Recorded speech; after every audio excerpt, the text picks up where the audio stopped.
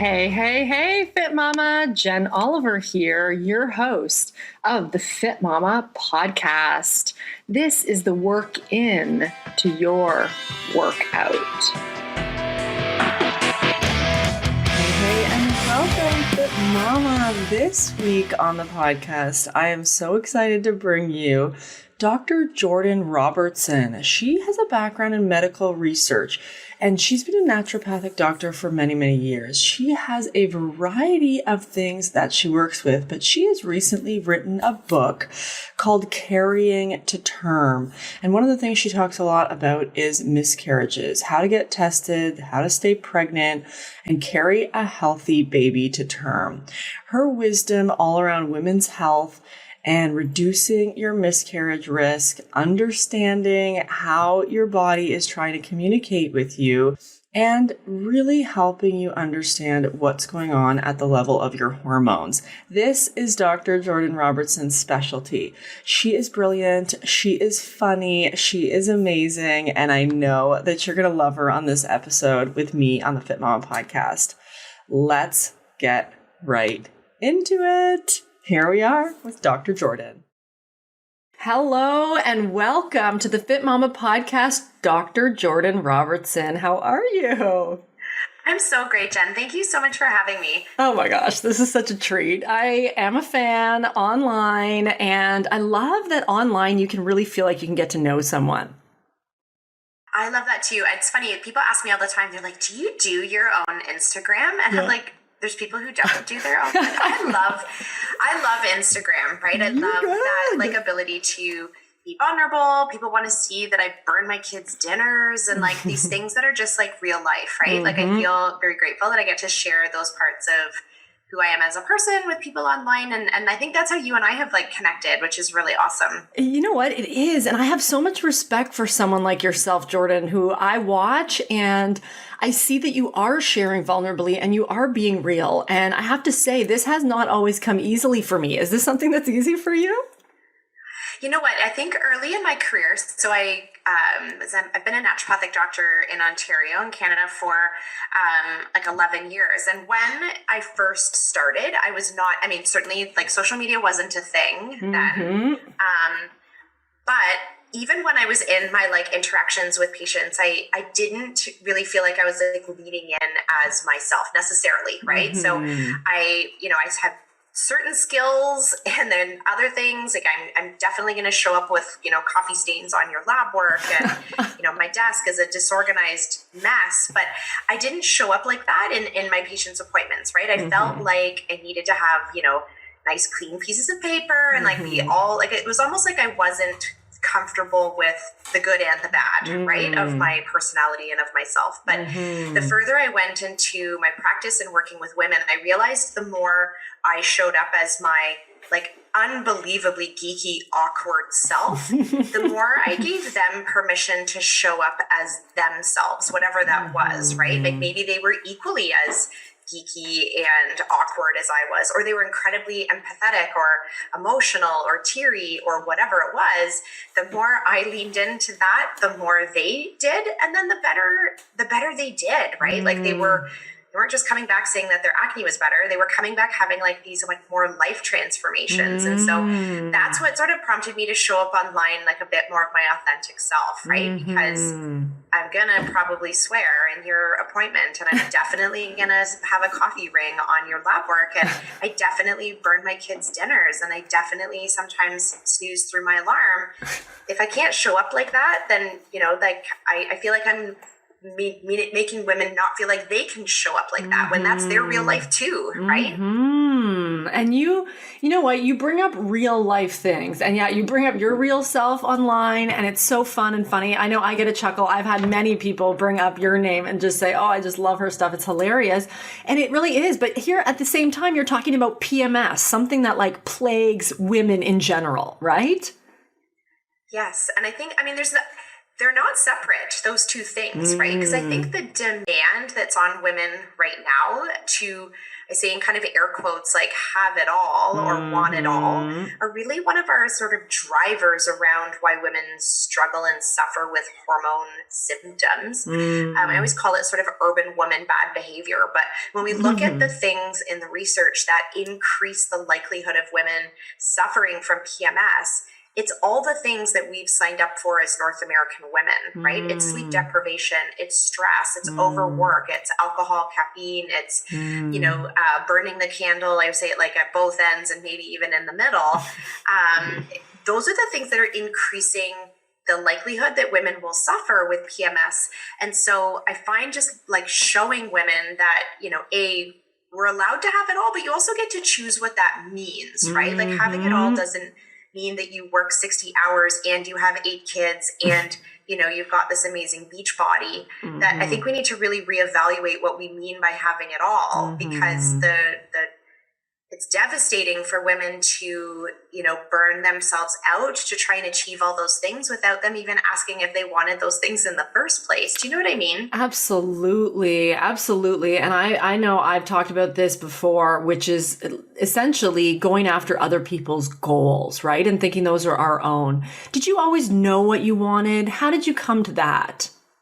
No, I totally didn't. I definitely thought that I wanted to go to medical school. And I always talk about like assigned goals, right? I think it's that same idea. Like, are you going after a goal that was like assigned to you, right? And I really wanted to go to medical school. I was a competitive athlete when I was in university. And so I really didn't love parts of school. I was very fortunate to be in a wonderful sort of inquiry-based program where we actually got to work on like personal development skills, and that I thrived in, right? Like communication and conflict resolution and how to work together in groups. I totally thrived in that half of my schooling, but the other half, to try and satisfy all the prerequisites for medical school, I really struggled, right? Like, and mostly it was that I struggled sitting in a classroom and working out of a textbook. It wasn't that I couldn't do the content. It was like, it was physically painful for me to study, and I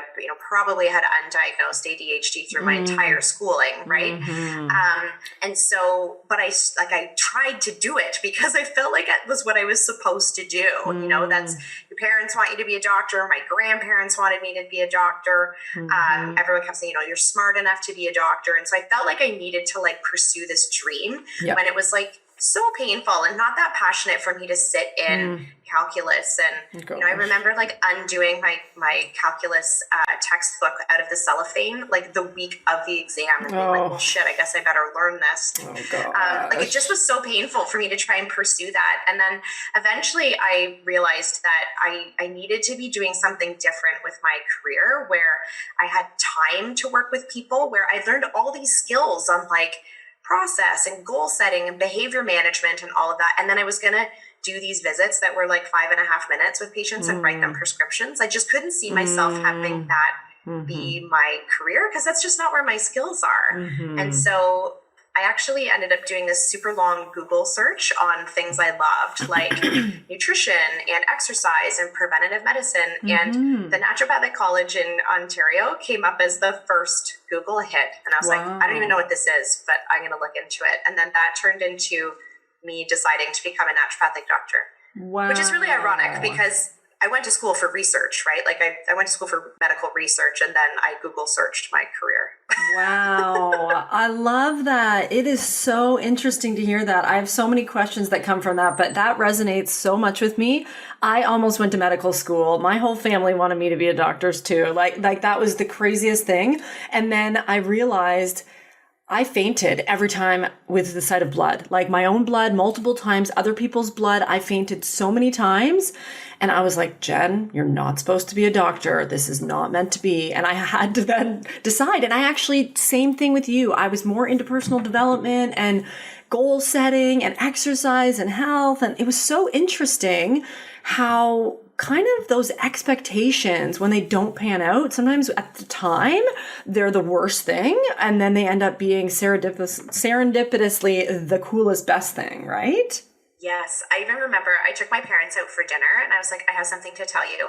And I had been basically prepared this like PowerPoint presentation on why I was not going to go to medical school because I really felt like it was like this big deal for me to have to admit to them that this thing that everybody thought I should do and wanted to do, that I just wasn't cut out for that kind of, learning. I wasn't cut out for that kind of process. And I didn't want to sort of dampen the spark that I had to fit in to do something I didn't even know if I was going to like, right? Yes, I knew to apply, I was going to have to quit my sports so that I could, get a job in a laboratory and pipette stuff all day so that I could put it on my resume. And I just, that just didn't seem like a good trade at the time. And so I moved where I felt like there was less resistance, right? And I felt like where I had way more flexibility and opportunity to just show up as the dorky doctor with, wearing Converse shoes and jeans and spilled coffee on your lab work. Like that's who I get to show up as every day, which is that like authentic self. And then I get to give my patients permission to show up as themselves too, which I think that's like such a beautiful thing. Oh, that is the thing. And I just got full body goosebumps when you were talking about that, because I could just see you being that courageous girl, I'll call her, because I'm assuming you were probably in your 20s, which I think is girl status. Yeah, I don't know why I was a girl. Yeah. And it's like, wow, I just feel that pressure that you were under, and it is not easy to speak up. And I know enough people who have gone into careers and spent years and years down something that really wasn't authentic for them. So how did you really overcome that fear? You just knew in your heart you couldn't live any other way? I don't know, because I really, I felt like, I'm being serious when I said I created a PowerPoint presentation for my parents. Right. And even to justify why, because people say, well, didn't you want to go to medical school? And sure, I did, right? But I also didn't know, what the unknown there was, is if I could create the life and career I wanted when I did that, right? And, in Ontario, there's quite a lot of restriction and regulation around what medical practice is going to look like when you leave that institution, right? And I wasn't sure that was the best use of my creativity and skill set to be locked in that way, right? And so I looked at many other careers in the healthcare field and, and landed at naturopathic medicine partly because of the intersection between preventative health, behavior management, and nutrition. Those were really the parts that kind of pulled me in there. And so it was definitely a big leap of faith when I did it. And I felt like I really went in blind, and I maybe didn't even realize how fortunate I was that I made that decision until I was 5 years out in practice. And I went oh my God, thank God, this is what I did. Wow. Isn't that nice to look back on yourself and go, thankfully, I trusted my younger self, right? Yeah, she was brave, and she maybe didn't even really know it at the time, right? No, that's great that you had that in you to follow. Now, you specifically work with women, or you work with everyone, and you specifically hone in on PMS. How does that work in your practice? Well, because I come from such a research-based background, so when I say I went to school for research, my undergraduate degree is essentially in what we call critical appraisal, which means can you read medical literature and understand whether or not it's true or not, or real, or how do we evolve clinical decisions based on the medical literature as it's published. That was my undergraduate degree. And so I moved towards women's health because the evidence for what we can do to support women is so strong.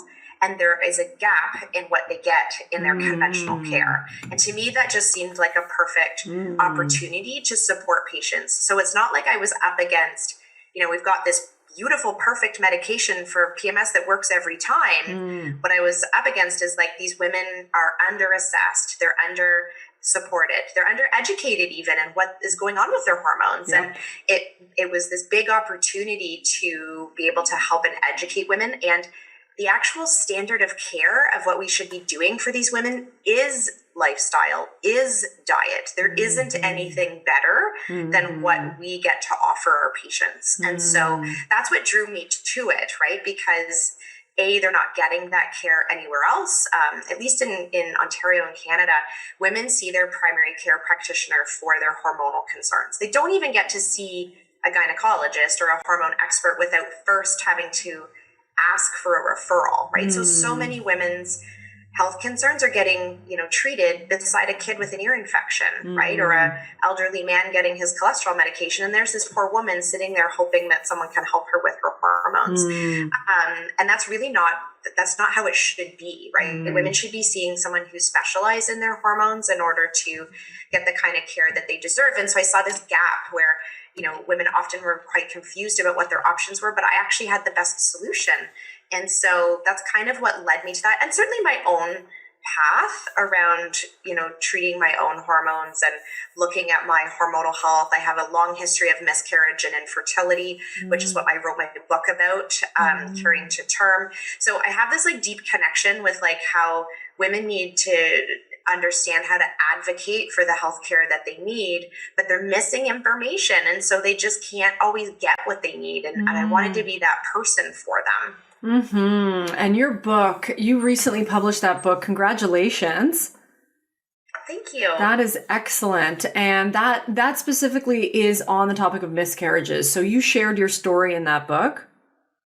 Yeah. So I talk about, so I had 3 miscarriages before I got pregnant with my son. And I basically, the book is intended to help patients understand if they're at risk for miscarriage. So even if they've never had a miscarriage, a couple, they still would benefit from understanding what their risk is, because the issue with miscarriage, and funnily, it parallels our issues with other hormonal challenges, is that we wait for women to have had 3 miscarriages before we test them. When the research suggests that we can actually tell just by talking to a woman and doing some blood work and talking to them as a couple, we can tell if patients are at risk before they try. Wow.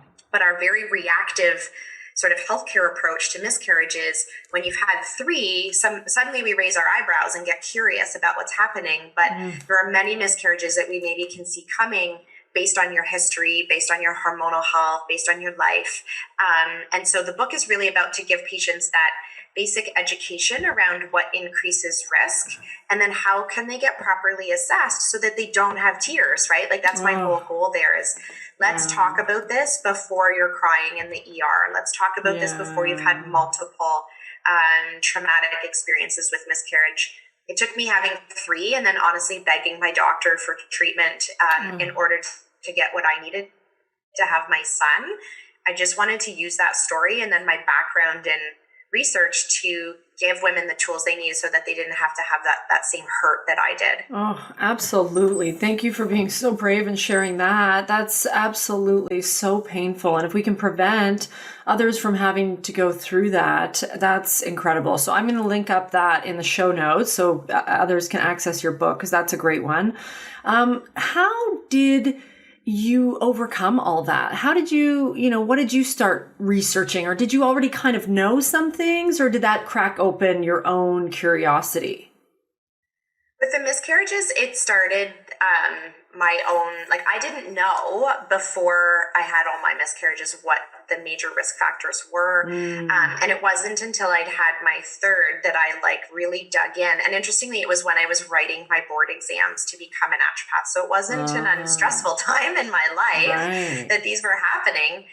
But after I wrote my board exams and I was waiting for my results, is when I had my 3rd miscarriage. And so I started to spend time in the literature around what my options were.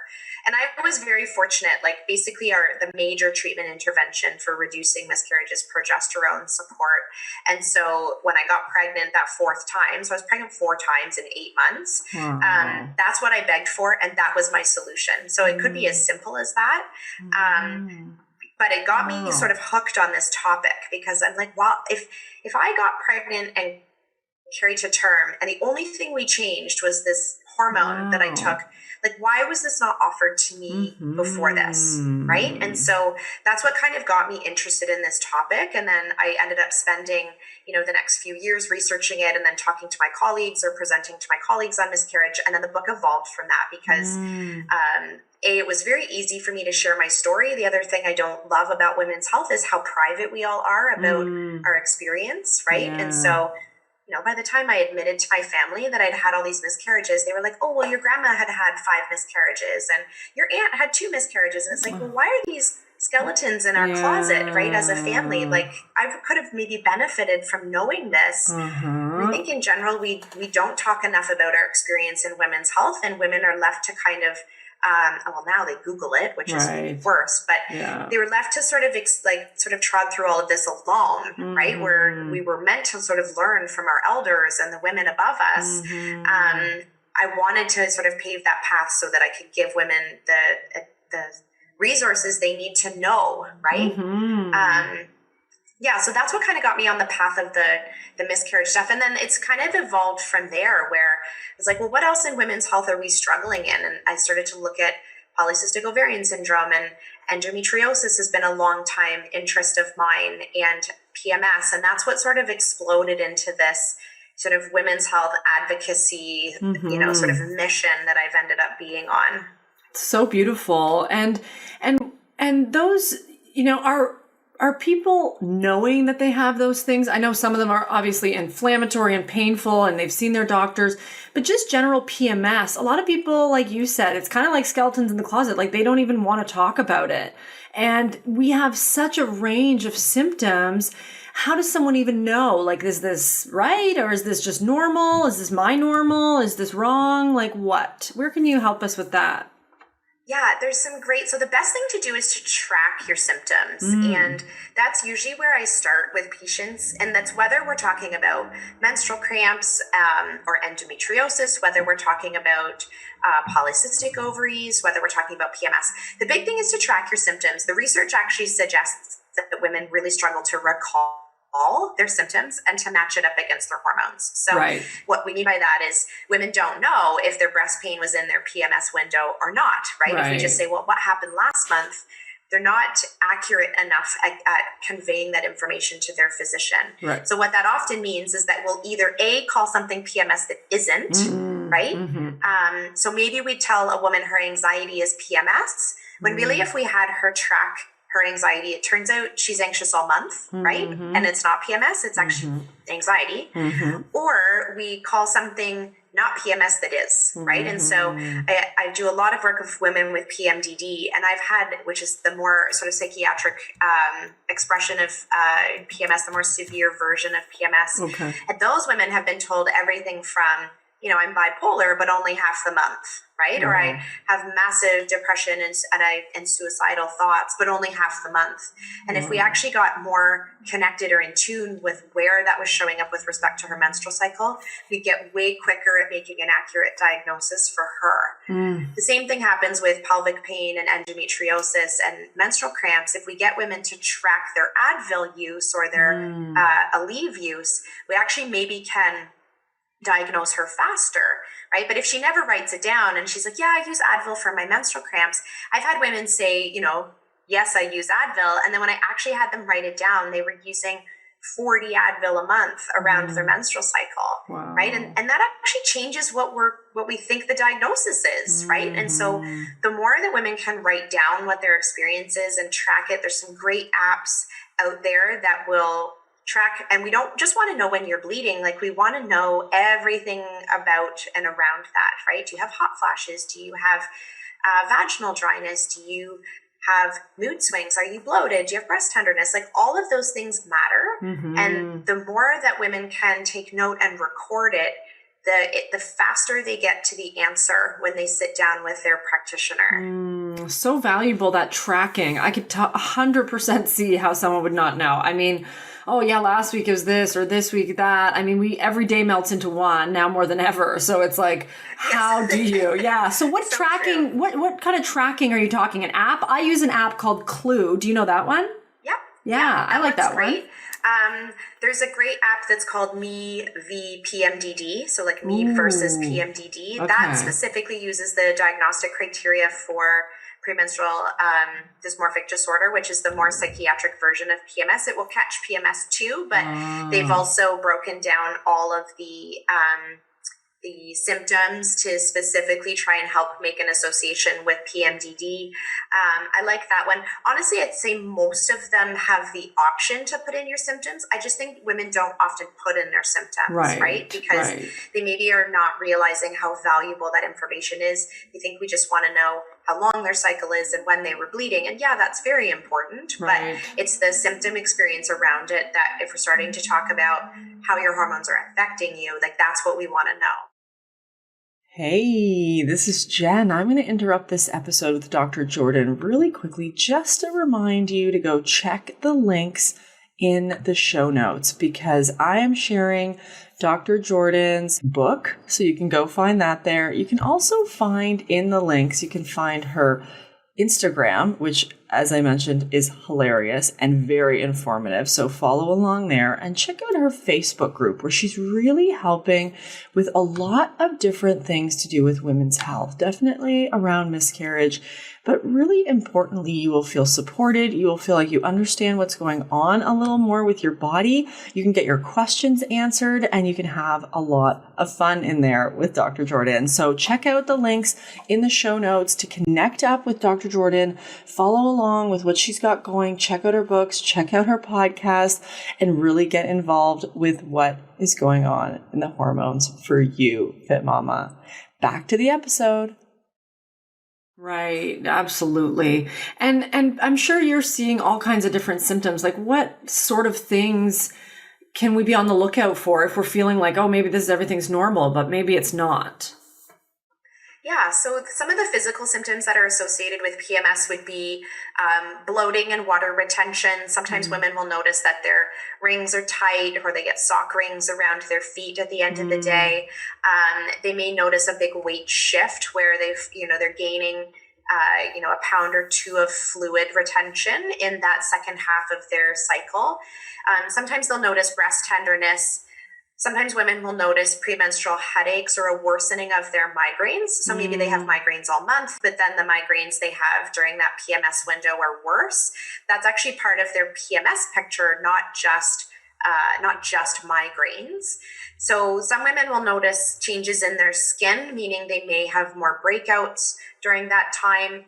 And then there's certainly the mental emotional symptoms, which, I usually get women to track it pretty granular, right? It's not just moody, yes, right? And I think some of the apps that are, happy face, medium face, sad face, I'm not sure that's enough information for us to really understand how women are feeling. There's a difference between feeling, sad, depressed, anxious, hopeless, irritable, teary, right? The more granular you can be about that information, the better your practitioner and you can come to understand what that experience is like for you. But you should get women to track those mood symptoms. And also, keeping in mind when we're looking down the PMDD scale, it's not uncommon for women to have really severe changes to their mood that maybe even would increase their risk of suicide. And so I'm always screening for that because that's something that we often miss as part of assessment, right?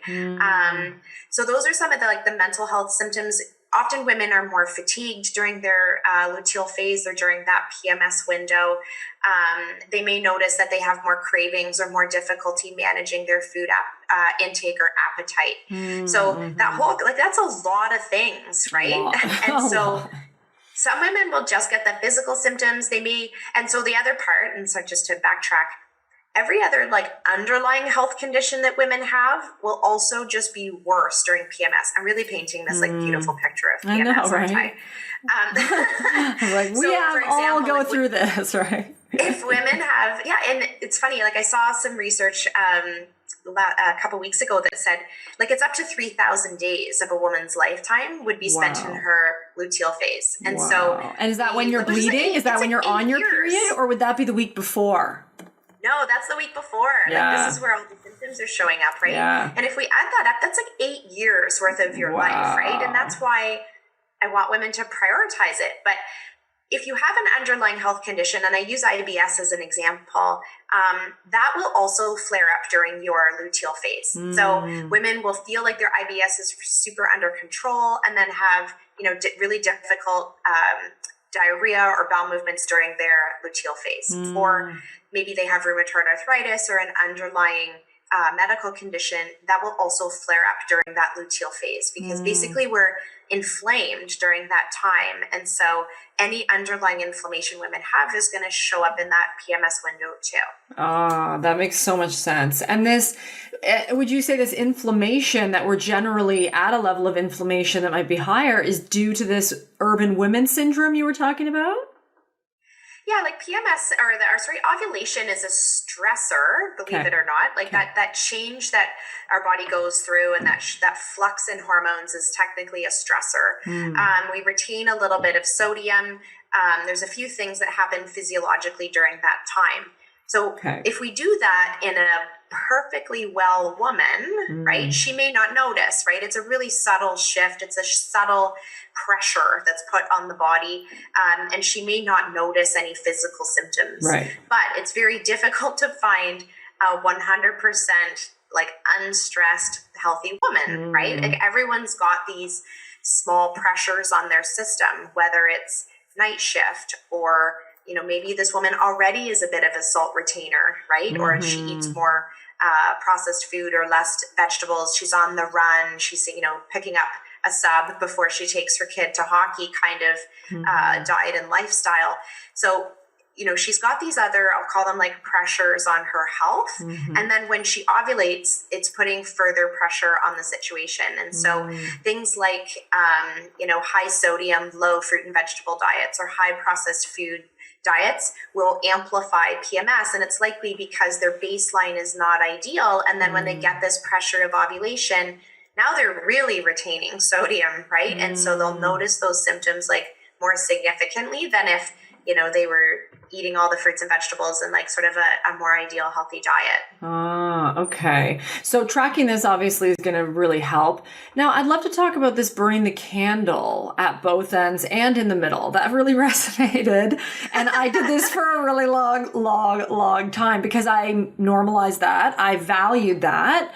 And I think so many of us do as women as we're going through our lives in sort of an achievement-oriented world. Talk to us a little bit about that and how that affects us hormonally.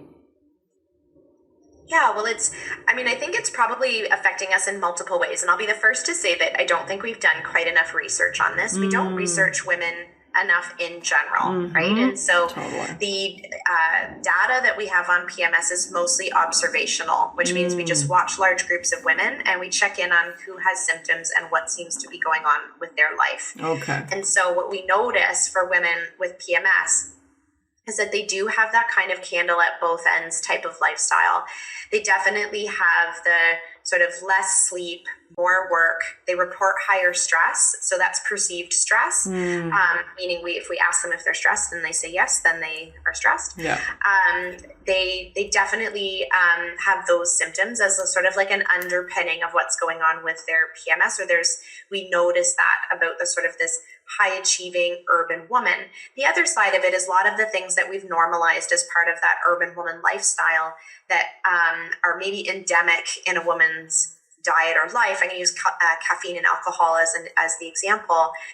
Women utilize those substances to fuel or to unwind from their, that urban woman life. Both of those things have been shown to worsen PMS. So now it's like chicken and the egg, right? Like, is it her, overbooked, very stressed, high demand lifestyle, or is it all of the crutches that she uses to maintain that lifestyle that actually are worsening her PMS? It's probably both.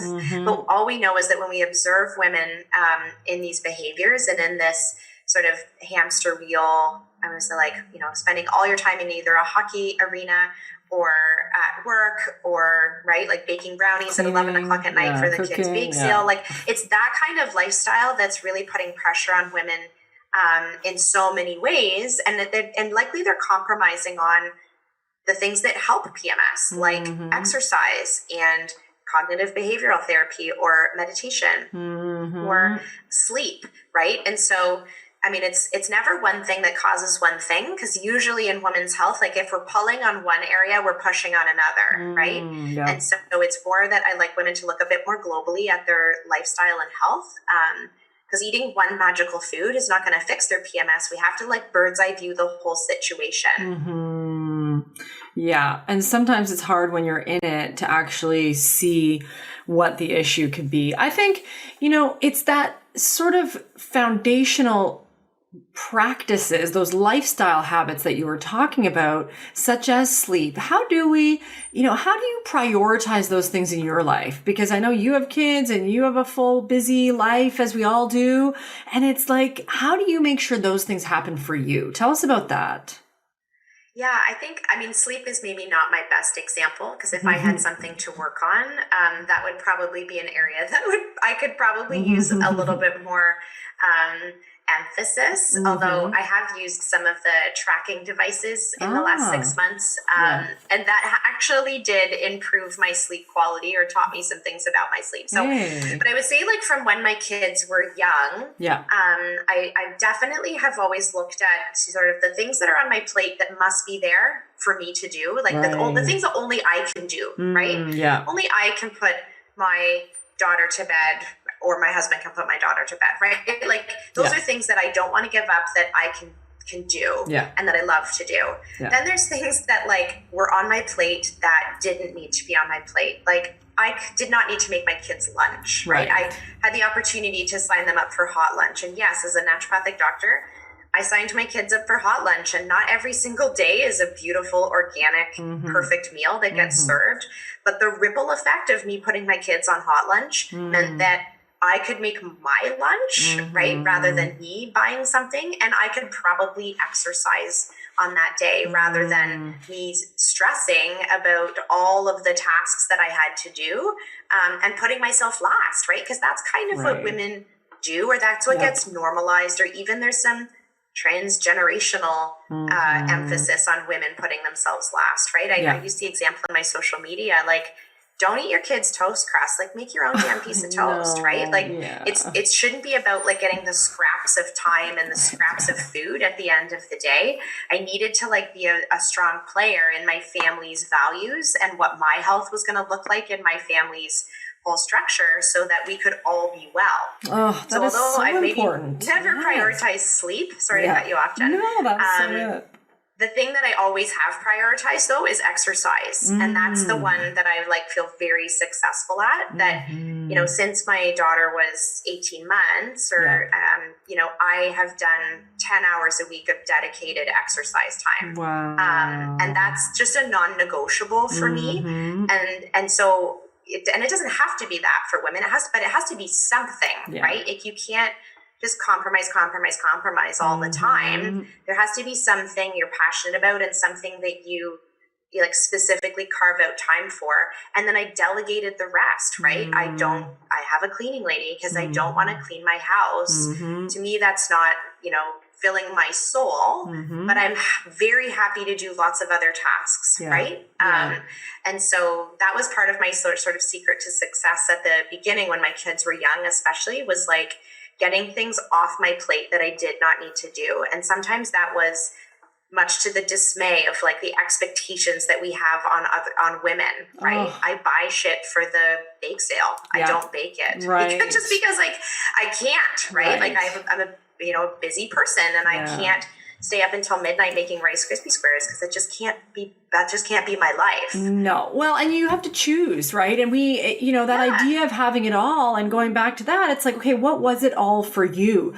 If baking that was everything for you, that you would have prioritized, but growing your business, growing, being an entrepreneur, those were valuable for you.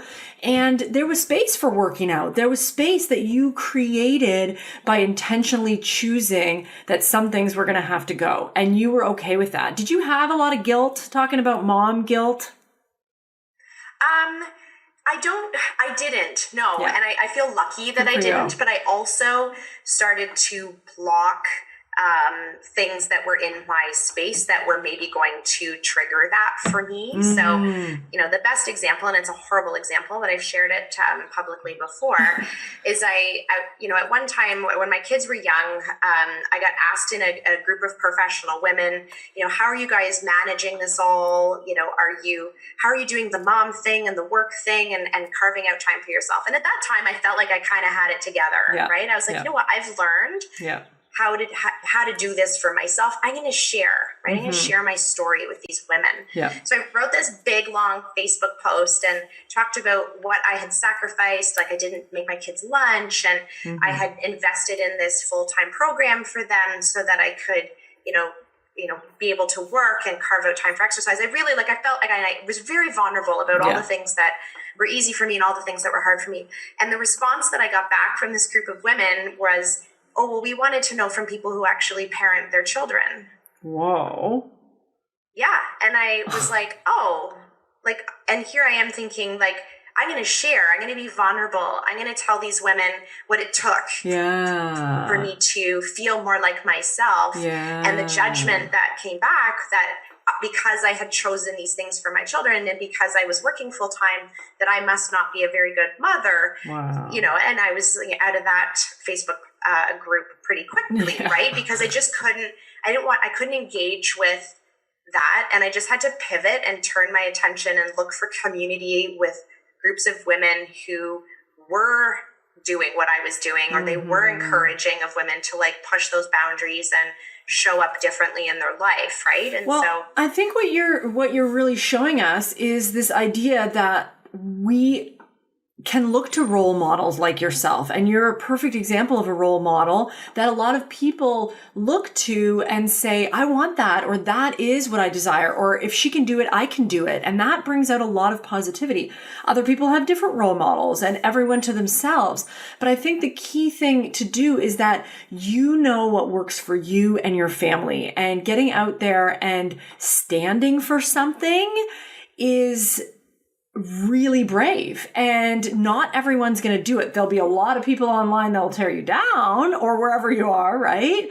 But it's about really standing your ground and knowing what works for you. And I think that's not always easy for us as women. No, it's not. And even I've made lists before, and I've talked about this in my social media. I make a list of stuff you're doing that you hate, right? And I actually have tracked a whole day, what is the stuff that I'm doing that I absolutely hate, or what am I doing every day? What is a time sort of diary look like for me? And I had to make some decisions. I don't like talking on the phone very much. So why am I doing that? Right?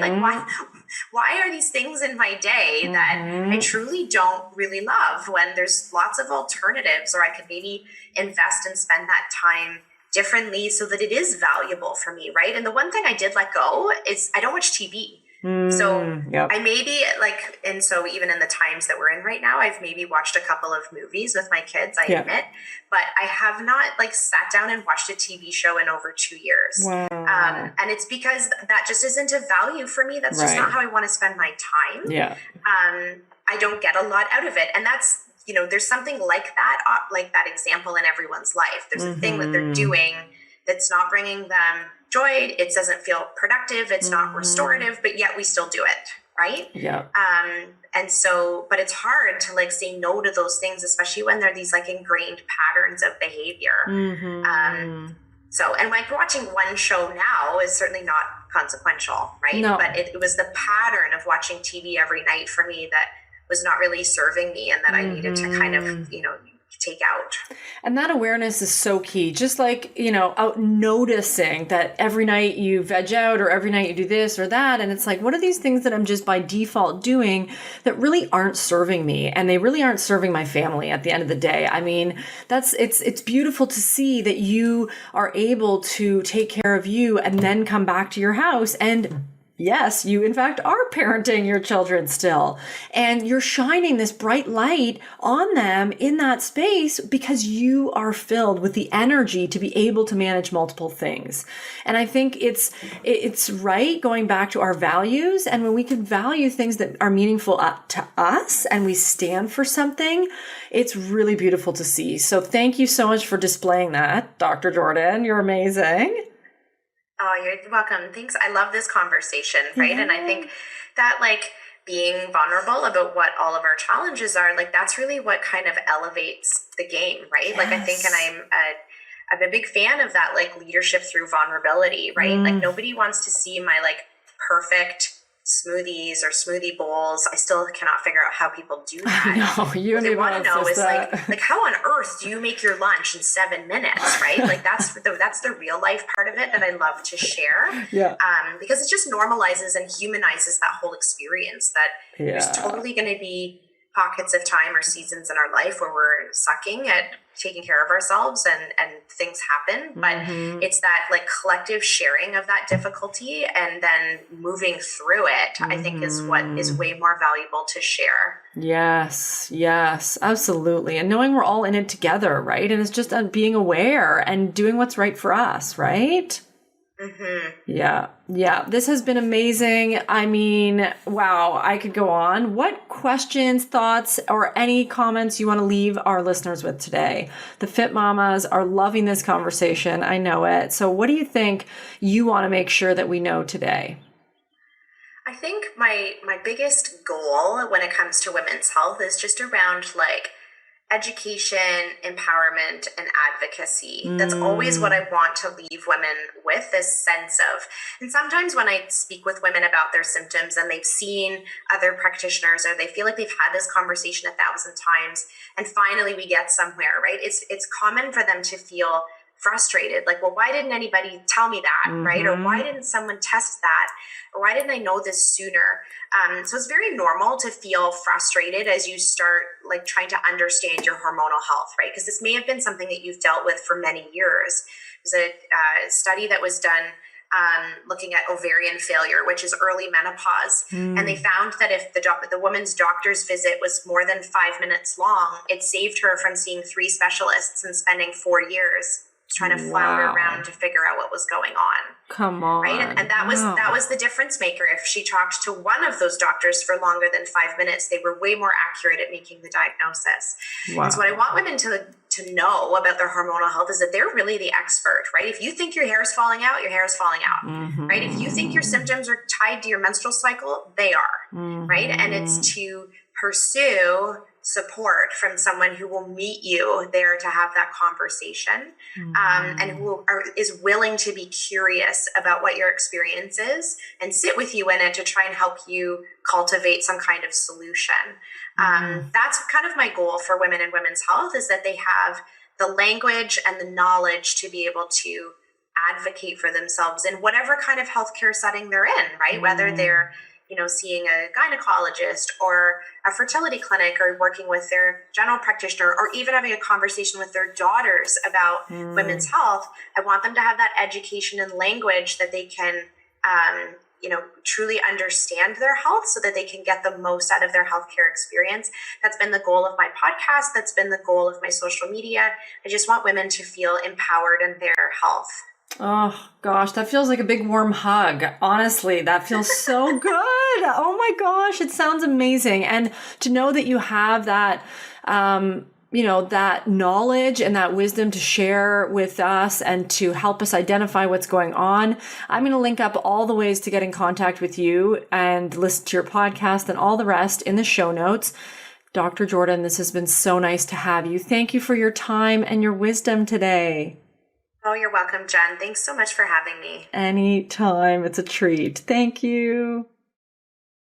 Well, there it was. Thank you so much again, Dr. Jordan, for being on with us. Thank you for your wealth of information, helping us get some of that clarity and really looking at things from a new perspective. Sometimes it's easy to get stuck in the frustration of things that are not going the way we want. And Dr. Jordan has just a great way of sharing information If you haven't checked out her social media or her Facebook group, as I mentioned, definitely go and do those things and follow along with what she's talking about, because she is just such an informative doctor sharing really great info. And if you can share this episode or this information or Dr. Jordan with someone that you know that might be struggling, frustrated, or need some insights as to what's going on, please share this with them. This helps us, this helps you, this helps everybody with the work in to their workout. Thank you so much for being here today, Fit Mama. Thank you again, Dr. Jordan. And that's a wrap. We'll see you next week. Have a great day. Namaste.